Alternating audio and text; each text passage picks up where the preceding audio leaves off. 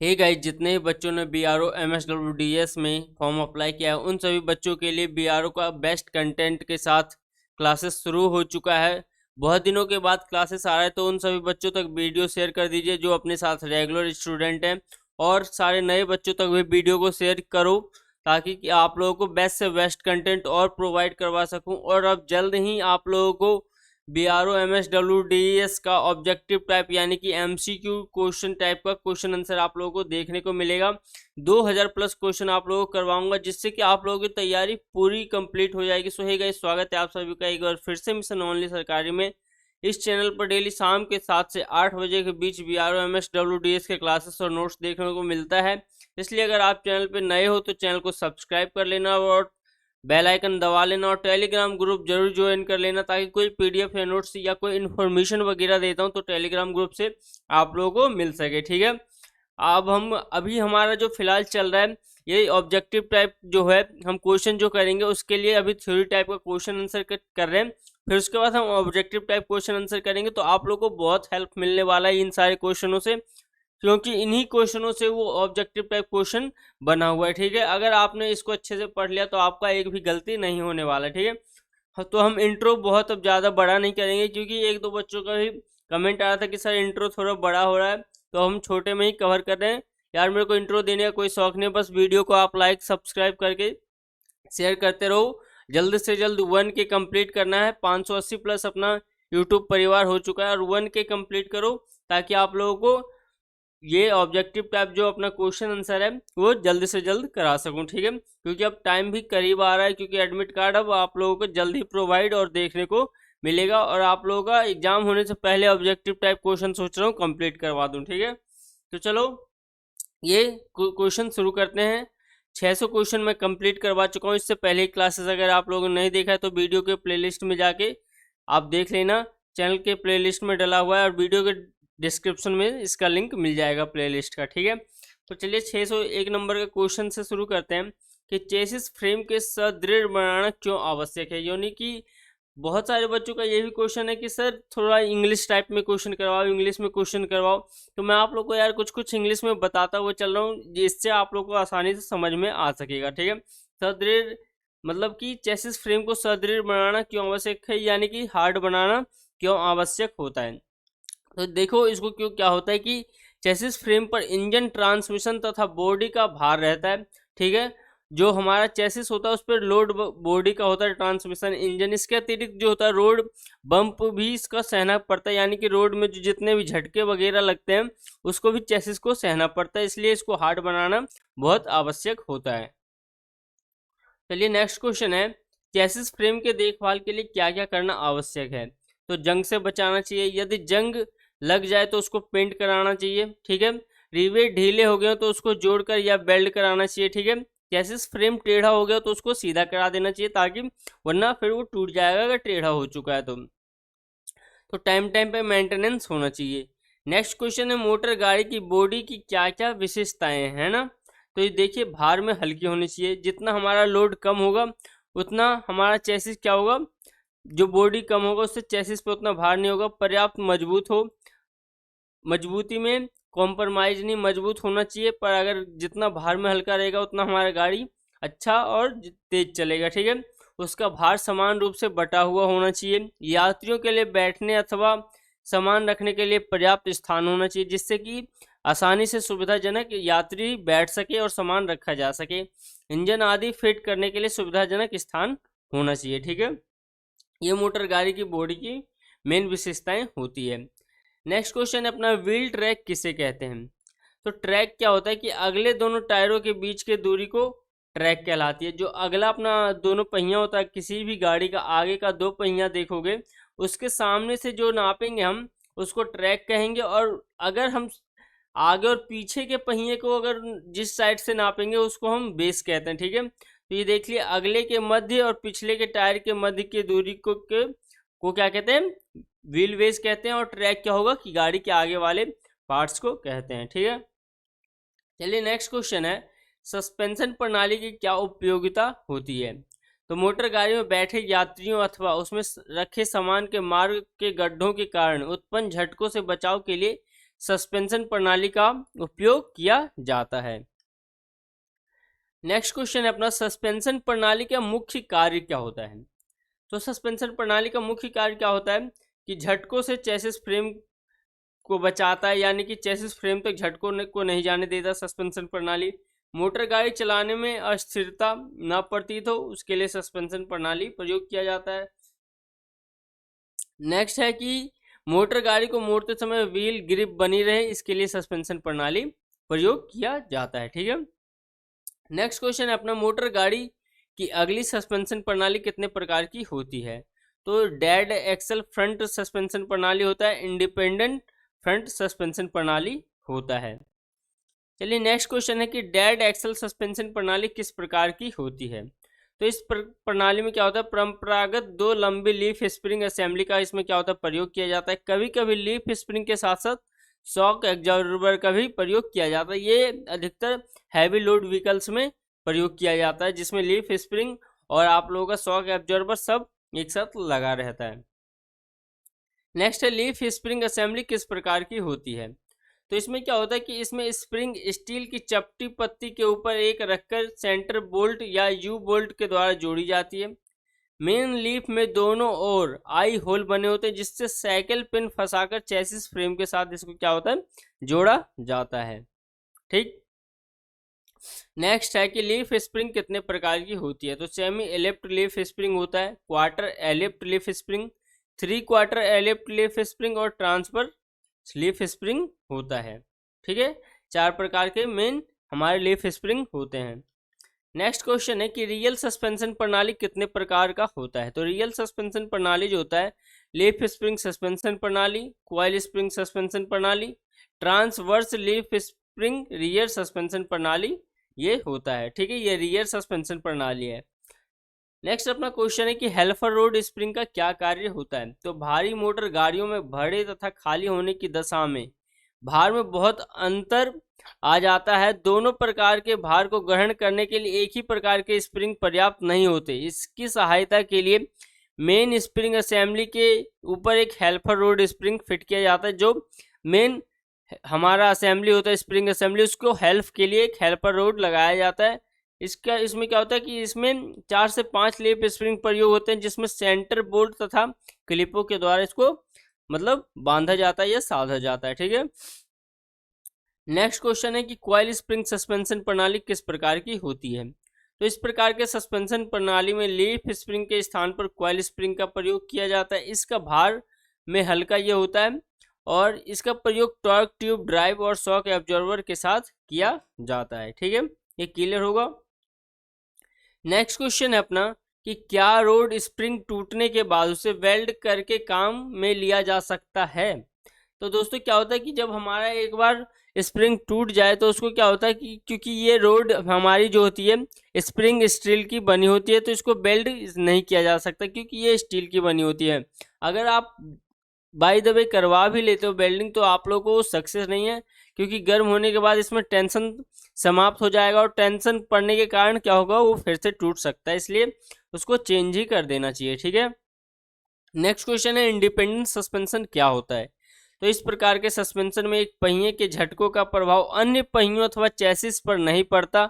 इसके लिए 3 प्रणालियां प्रयोग किया जाता है। कौन कौन सी है ये, parallel link type independent suspension, vertical guide independent suspension और स्विंगिंग आर्म इंडिपेंडेंट सस्पेंशन होता है। नेक्स्ट है कि अगर parallel link type independent suspension किस प्रकार का होता है। अभी हमने ये पढ़ा कि ये होता है, तो कौन ये किस प्रकार का होता है, क्या इसका कार्य होता है, तो इसके बारे में जानते हैं। इस प्रकार के सस्पेंशन ऊपर नीचे कंट्रोल आर्म इसमें क्या होता है लगी रहती है। इसके बाहरी सिरे स्टब एक्सल के साथ रबड़ बुश जुड़ा रहता है और अंदर के सिरे चेसिस फ्रेम में जोड़े जाते हैं। इसके अतिरिक्त आर्म के साथ कॉइल स्प्रिंग के साथ शॉक एब्जॉर्बर का भी प्रयोग किया जाता है। ओके, नेक्स्ट है कि वर्टिकल गाइड इंडिपेंडेंट सस्पेंशन किस प्रकार का होता है। तो इस प्रकार के सस्पेंशन में स्टब एक्सल के साथ साथ एक स्पिंडल लगा होता है, जिसके साथ एक इस प्रकार फिट करते हैं कि फ्रंट एक्सल में जो होता है बुशों के ऊपर नीचे चल सके। इसमें स्पिंडल के साथ साथ कॉइल स्प्रिंग तथा शॉक एब्जॉर्बर भी प्रयोग किया जाता है वर्टिकल गाइड इंडिपेंडेंट सस्पेंशन में। ठीक है, नेक्स्ट क्वेश्चन है स्विंगिंग आर्म इंडिपेंडेंट सस्पेंशन किस प्रकार का होता है। तो इस प्रकार का सस्पेंशन पिछले पहियों में प्रयोग किया जाता है। स्विंगिंग आर्म इंडिपेंडेंट सस्पेंशन पिछले पहियों में प्रयोग किया जाता है, ठीक है। इसमें आर्म एक सिरा एक्सल के साथ जुड़ा रहता है और दूसरा सिरा जो होता है टॉर्सन बार के साथ जुड़ा रहता है। एक सिरा किसके साथ, एक्सल के साथ, और दूसरा टॉर्सन बार के साथ जुड़ा रहता है। पिछले पहियों में एक के लिए इंडिपेंडेंट सस्पेंशन प्रणाली एक्सल शाफ्ट के साथ डिफरेंशियल साइड तथा व्हील साइड दोनों और यूनिवर्सल ज्वाइंट की सहायता से प्रयोग किया जाता है, ठीक है। ये क्लियर होगा। नेक्स्ट क्वेश्चन है इंडिपेंडेंट सस्पेंशन के क्या लाभ होते हैं। तो अगले दोनों पहियों की स्प्रिंग दूरी पर रहने के कारण स्टीयरिंग की सुविधा रहती है, ठीक है। सस्पेंशन के दोनों मतलब एक सेंटर में रहता है हमारा स्टीयरिंग। इंजन के लिए पर्याप्त स्थान हो जाता है। सस्पेंशन बहुत लचीला रहता है। गाड़ी को पलटने से क्या होता है, सस्पेंशन हमारा बचाता है। किंग पिन की ओर पहिए स्वतः नहीं मुड़ते। यह भार में हल्का रहता है और व्हील अलाइनमेंट शीघ्र खराब नहीं होता अगर हमारा इंडिपेंडेंट सस्पेंशन सही है तो, ठीक है। चलिए नेक्स्ट क्वेश्चन अपना है कि इंडिपेंडेंट सस्पेंशन में सर्वप्रथम मरम्मत के लिए क्या क्या करना चाहिए। तो जब सस्पेंशन सिस्टम खराब होने लगे तो इसमें सभी रबड़ के बुश एक साथ क्या होता है बदल देने चाहिए, जिससे क्या होगा कि हमारा सस्पेंशन जल्दी खराब नहीं होगा। नेक्स्ट क्वेश्चन है शॉक एब्जॉर्बर का प्रयोग क्यों किया जाता है। तो यह देखा गया है कि किसी भी स्प्रिंग को दबाने के बाद उसे फ्री किया जाता है तो वह उछाल मारती है, ठीक है। क्योंकि किसी भी स्प्रिंग को अगर आप दबाओगे, आपका एक स्प्रिंग वाला पेन भी आता है, अगर उसमें आप दबाते हो उसके बाद छोड़ते हो तो एकाएक क्या होगा कि उछलता है, ठीक है। तो इसी प्रकार है कि अगर कोई भी स्प्रिंग हो तो उसको अगर दबाकर उसको फ्री करोगे तो उछाल मारते हैं। इस प्रकार के रोड स्प्रिंग के कारण जब गाड़ी उछलती है तब उसमें क्या होता है कि काफी देर तक रिबाउंड उछाल बना लगा रहता है। यह दोष को दूर करने के लिए शॉक एब्जॉर्बर का प्रयोग किया जाता है। नेक्स्ट है अपना शॉक एब्जॉर्बर कितने प्रकार के होते हैं, ठीक है। शॉक एब्जॉर्बर के बारे में तो हमने जान लिया। अब ये होते कितने प्रकार के, तो एक मैकेनिकल शॉक एब्जॉर्बर होता है और हाइड्रोलिक शॉक एब्जॉर्बर होता है। तो पहले हम मैकेनिकल शॉक एब्जॉर्बर के बारे में जानेंगे। तो इस प्रकार के शॉक एब्जॉर्बर पुरानी गाड़ियों में प्रयोग किया जाता है। इसमें एक क्लच फेसिंग जैसी डिस्क दो प्लेटों के बीच में ये क्या होता है रहती है। इन प्लेटों को एक स्प्रिंग के द्वारा आपस में दबाकर रखा जाता है। सड़क के झटकों को इनकी फेसिंग डिस्क रोकती थी, ठीक है। ये आप लोगों का क्लियर होगा। नेक्स्ट अपना है हाइड्रोलिक शॉक एब्जॉर्बर कितने प्रकार के होते हैं और ये इसका कार्य क्या होता है। मुख्य रूप से हाइड्रोलिक शॉक एब्जॉर्बर जो होता है वेन टाइप तथा पिस्टन टाइप के होते हैं। ये दो टाइप के कौन कौन से होते हैं, वेन टाइप और पिस्टन टाइप के होते हैं। यह सिंगल एक्टिंग तथा डबल एक्टिंग में ये मिलता है, ठीक है। इसके अतिरिक्त टेलीस्कोप शॉक एब्जॉर्बर भी होता है। चलिए नेक्स्ट है कि वेन टाइप शॉक एब्जॉर्बर किस प्रकार का होता है। ये हाइड्रोलिक शॉक एब्जॉर्बर का एक पार्ट है। तो ये वेन टाइप शॉक एब्जॉर्बर होता किस प्रकार का है। तो वेन टाइप शॉक एब्जॉर्बर जो होता है एक खोखली बाड़ी में मेन बनी रहती है जिसमें एक शाफ्ट जुड़ी रहती है जो एक्सेल से क्या होता है संबंधित रहती है, ठीक है। शॉक एब्जॉर्बर बॉडी में हाइड्रोलिक ऑयल भरा रहता है और दो बल्ब इसमें क्या होता है लगे होते हैं। पहियों के उछल का प्रभाव जब शाफ्ट पर पड़ता है तब तेल में वेन के महीन सुराखों से निकलता है जिससे उछाल का असर क्या होता है कम हो जाता है, ठीक है। यह हाइड्रोलिक शॉक एब्जॉर्बर क्या होता है कि जब हमारा रोड उछलता है तो उसमें तेल जो होता है तेल सुराख से निकल जाता है और तेल पे वो ज़्यादा मतलब हीट नहीं कर पाती, इसलिए इसमें उछाल क्या होता है का असर कम हो जाता है। नेक्स्ट है पिस्टन टाइप शॉक एब्जॉर्बर किस प्रकार का होता है। इस प्रकार के शॉक एब्जॉर्बर वेन के स्थान पर पिस्टन का प्रयोग किया जाता है। पिस्टन टाइप में क्या होता है जहाँ पे वेन लगा होता है, वेन टाइप अभी हमने ऊपर पढ़ा, वहाँ पे पिस्टन का प्रयोग किया जाता है। यह पिस्टन लिंक तथा आर्म की सहायता से एक्सिल से जोड़ा जाता है। जब पहिया उछाल मारता है तो तेल वाल्व के महीन छेद से पिस्टन द्वारा धकेला जाता है। इस प्रकार के पहिए को उछाल कम प्रतीत होती है, ठीक है। इसका भी मेन काम वही है लेकिन वेन के जगह पे यहाँ पे क्या हुआ पिस्टन का प्रयोग किया गया है। नेक्स्ट है सिंगल एक्टिंग तथा डबल एक्टिंग शॉक एब्जॉर्बर से क्या तात्पर्य है। सिंगल एक्टिंग शॉक एब्जॉर्बर एक ओर से ही उछाल मारती है और नियंत्रित किया जा सकता है, जबकि डबल एक्टिंग शॉक एब्जॉर्बर ऊपर या नीचे दोनों की ओर से उछाल को नियंत्रित करते हैं। सिंगल एक्टिंग शॉक ऑब्जर्वर एक पिस्टन में प्रयोग होता है और डबल एक्टिंग शॉक ऑब्जर्वर्स में 2 पिस्टन का प्रयोग किया जाता है। क्योंकि सिंगल और डबल एक्टिंग से हमें पता चला सिंगल में सिंगल पिस्टन का प्रयोग किया जा रहा होगा और डबल एक्टिंग में डबल पिस्टन का प्रयोग किया जाता है। ठीक है, और इसका कार्य क्या होता है, ये पिस्टन का यूज करने का जो हमारे उछाल को क्या करता है, कम करता है और उसको ज़्यादा झटका हमें लगने नहीं देता है। ठीक है, नेक्स्ट क्वेश्चन है टेलीस्कोपिक टाइप शॉक ऑब्जर्वर किन गाड़ियों में प्रयोग किया जाता है। आजकल सभी छोटी गाड़ियों में, स्कूटर, मोटरसाइकिल आदि में इनका प्रयोग किया जाता है। ठीक है, टेलीस्कोपिक टाइप शॉक ऑब्जर्वर का ये क्वेश्चन पूछा भी जाता है कि आजकल के गाड़ियों में कौन सा शॉक ऑब्जर्वर का प्रयोग किया जा रहा है, तो कौन सा, टेलीस्कोपिक टाइप शॉक ऑब्जर्वर का प्रयोग किया जा रहा है। Next, telescopic type shock observer किस प्रकार के होते हैं, तो इस प्रकार का शॉक ऑब्जर्वर लंबी बोतल के समान होते हैं। ठीक है, सामान्यतः इसमें फिट करने के लिए ऊपर से नीचे आई होल बने होते हैं जिससे रबड़ बुश लगाकर नियत स्थान पर इसको क्या होता है, फिट किया जाता है। इसके अंदर क्या होता है, शॉक ऑब्जर्वर में तेल भरा जाता है और तेल उछाल के समय महीन वाल्वों के रास्ते से निकलता है। इस कारण से बड़ी सरलता से झटके को सहन किया जा सकता है। आप बाय द वे देखोगे, पानी है, अगर आप किसी बाल्टी में पानी भरना, उसमें कोई जग हो आपका घर में या फिर बॉल एकाएक मारना, तो उसका क्या होता है कि बॉल अब पानी एब्जॉर्ब करता है। उसी तरह तेल क्या होता है, किसी भी झटके को अपने अंदर क्या होता है, एब्जॉर्ब करके तेल का उछाल मारता है, तो जिससे हमारा झटका कम हो जाता है और तेल उछलता है तो सुरागों से क्या होता है, बाहर तेल जाके फिर एक ही जगह पे आ जाता है। नेक्स्ट क्वेश्चन है टेलीस्कोपिक टाइप शॉक ऑब्जर्वर में कौन कौन से मुख्य भाग होते हैं, तो पिस्टन तथा रॉड होता है, स्प्रिंग होता है, कंप्रेशन पोर्ट होता है, रबड़ बुश होता है, ओएल पैसेज होता है, रिबाउंड वाल्व होता है, आई होल होता है और ओएल रिजर्वायर और हाउसिंग, ये मेन इसके होते हैं। चलिए नेक्स्ट है कि गाड़ी पर बंधे हुए शॉक ऑब्जर्वर को कैसे चेक करते हैं, तो मोटर गाड़ी को केवल एक हाथ के द्वारा ही ऊपर की ओर उठाकर छोड़ दे, गाड़ी धीरे धीरे नीचे आनी क्या होता है, शुरू हो जाती है। ये हमारी क्या होता है, गाड़ी के बंधे हुए शॉक ऑब्जर्वर को चेक करने का ये तरीका होता है। नेक्स्ट क्वेश्चन है कि टेलीस्कोपिक टाइप शॉक ऑब्जर्वर में हाथ को कैसे टेस्ट करते हैं। हाथ से इसको कैसे टेस्ट करेंगे दोस्तों, कि शॉक ऑब्जर्वर को क्या करोगे कि पिस्टन रोड को खींचोगे तेज, ठीक है, और तथा उसको या तो नीचे की ओर दबाओ। दोनों ही दशा में क्या होता है, धीमी गति में पिस्टन रोड चलनी चाहिए। अगर एकाएक आप लोगों का नीचे जा रहा है या एकाएक आप लोगों का खींच जा रहा है ना, तो खराब है। अगर धीरे धीरे जा रहा है तो क्या है, आपका शॉक ऑब्जर्वर ठीक है। ये बीच में झटका सा लगता है तो शॉक ऑब्जर्वर खराब समझा जाएगा, क्योंकि झटका तभी लगेगा कि एकाएक झटके से बाहर आ जाए, झटके से नीचे चला जाए, तो आप लोगों का शॉक ऑब्जर्वर खराब है। वरना अगर धीरे धीरे बाहर आ रहा है, धीरे धीरे अगर अंदर जा रहा है, तो क्या है, आपका शॉक ऑब्जर्वर ठीक है। ये हाथों से चेक करने का तरीका है। नेक्स्ट है लीफ स्प्रिंग को दम देने से क्या तात्पर्य है।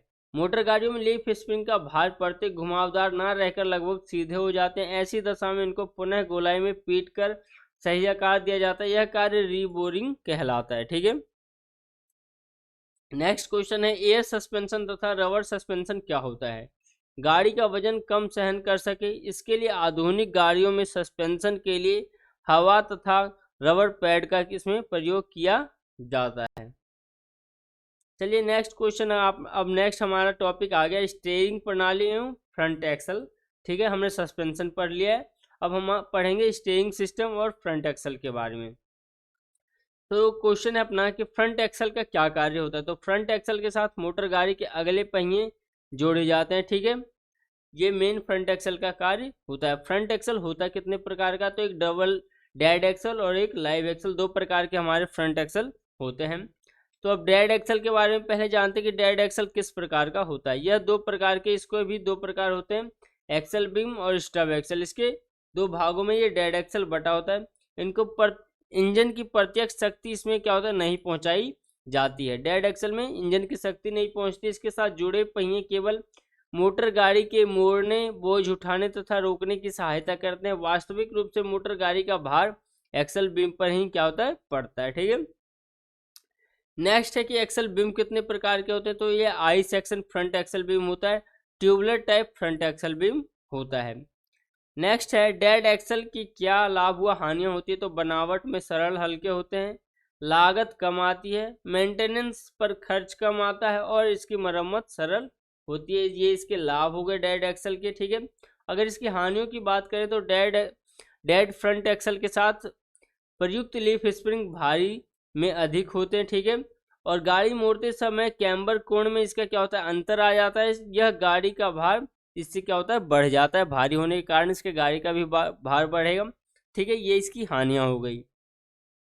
नेक्स्ट क्वेश्चन है लाइव एक्सल किस प्रकार का होता है। डेड एक्सल के बारे में हमने जान लिया, अब लाइव एक्सल के बारे में जानते हैं। तो लाइव एक्सल में अगले पहियों को इंजन की शक्ति प्रत्यक्ष रूप से पहुंचाई जाती है, लेकिन डेड एक्सल में इंजन की शक्ति नहीं पहुंचाई जा रही थी, ठीक है, लेकिन लाइव एक्सल में पहुंचाई जा रही है इंजन की शक्ति।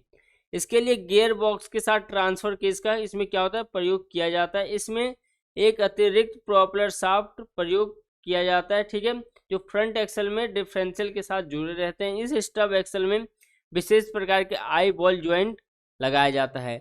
Live axle maximum 4x4 wheeler गाड़ियों में आता है, ठीक है, जो क्या होता है उसमें ट्रांसफर केस के थ्रू आगे भी हमारी शक्ति पहुंचाई जाती है गियर बॉक्स के थ्रू, ठीक है, क्योंकि गियर बॉक्स के बगल में एक ट्रांसफर केस लगा रहता है। ये सब आप लोगों को जब प्रैक्टिकल के टाइम आप लोगों को ये सब पूछा जाता है और आप लोग को देखने को भी मिलेगा, ठीक है, अगर आप प्रैक्टिकल लैब में जाओगे, क्योंकि बहुत सारे बच्चों का कहना था कि अब की जो हमारा प्रैक्टिकल लैब में ये ट्रांसफर केस वगैरह भी रखा हुआ था।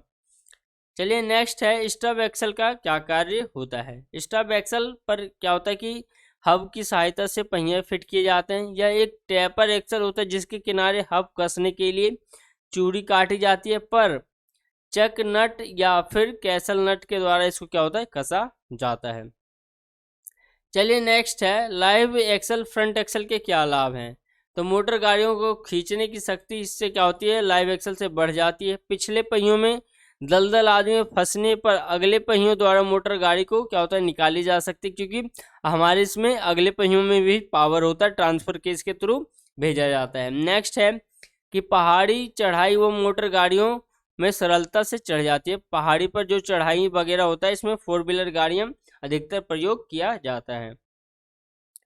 नेक्स्ट क्वेश्चन है फ्रंट एक्सल में कौन कौन से भाग होते हैं। तो फ्रंट एक्सल में क्या होता है, एक्सल बीम तथा स्टब एक्सल के अतिरिक्त और भी कौन कौन से भाग होते हैं। एक्सल बीम योक होता है, किंगपिन होता है, गन मेटल बुश होता है, थ्रस्ट बियरिंग, थ्रस्ट बासर तथा पैड इसका होता है, ठीक है। नेक्स्ट है स्टब एक्सल के साथ किस किस प्रकार के और कितने बियरिंग प्रयोग किया जाता है। तो स्टब एक्सल के साथ 2 टैपर रोलर बियरिंग का प्रयोग किया जाता है, ओके। ये भी कुछ क्वेश्चन पूछा जाता है कि स्टब एक्सल में कौन सा बियरिंग लगा रहता है, तो आप लोगों को बताना है टैपर रोलर बियरिंग लगा रहता है, ठीक है। ये सारे क्वेश्चन हमेशा बनते हैं, इसलिए आप लोगों को मैं बताता हुआ चल रहा हूँ। डेड फ्रंट एक्सल के में स्टब एक्सल के एक्सल बीम को किस प्रकार से जोड़ा जाता है, ठीक है।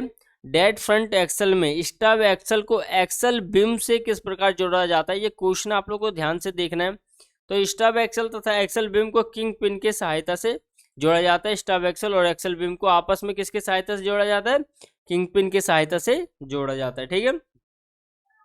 चलिए नेक्स्ट है स्टब एक्सल व एक्सल बीम में नकेल व एक योग के द्वारा इस आधार पर स्टब एक्सल कितने प्रकार के होते हैं। इलियट टाइप फ्रंट एक्सल, ठीक है, रिवर्स टाइप फ्रंट एक्सल और लेमोइन टाइप का फ्रंट एक्सल ये होता है।